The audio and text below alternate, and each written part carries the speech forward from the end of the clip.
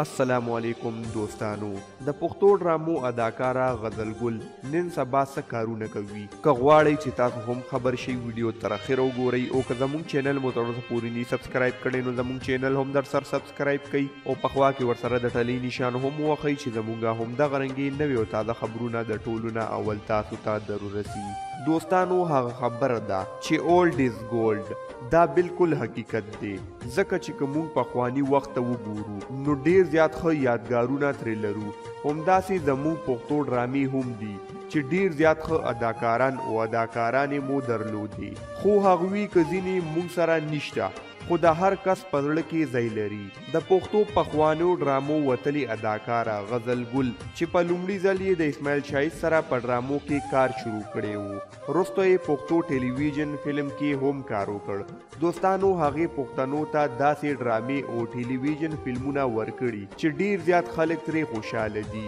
او تر ننه پورې خلک غزل ګل ته په زړه کې ځای لري ویل کېږي چې غزل ګل د ثوابۍ وه او اوس په مردان کې یوه خان ته واده شوي چې په اسلام آباد کې غټ کاروبار لري خو ښه خبره دا ده چې اول خو غزل ګل هغه وخت کې ډرامو کې فحاشي نه کوله او د هغې نه هم بیا ښه خبره دا ده چې د واده نه پس پې خاوند دا هر څه کارونه پرېښودل یعنې کمې ډرامې به چې دې جوړولې او اوس د حیا او د عزت ژوند کوي خو دوستانو اوسنۍ ډرامې دومره خرابې شوي چې بیخي د کتلو نه دي ځکه خو زموږ معاشره هم ډیره زیاته خرابه شوه ځکه چې سینما د خلکو ژوند بدلوي خو زموږ ژوند یې داسې بدل کړی چې په موږ یې قیامت راوسته الله تعالی دې دارنګې اداکارانو ته ډیر ژوند ورکړي او کومو چې زموږه معاشره خرابه کړي هغوی ته دې الله جل جلاله د نیکۍ هدایت وکړي په کمنټ کې آمین ولیکئ تر بلې ویډیو هم په لوی الله سپارم د لوی خدای په امان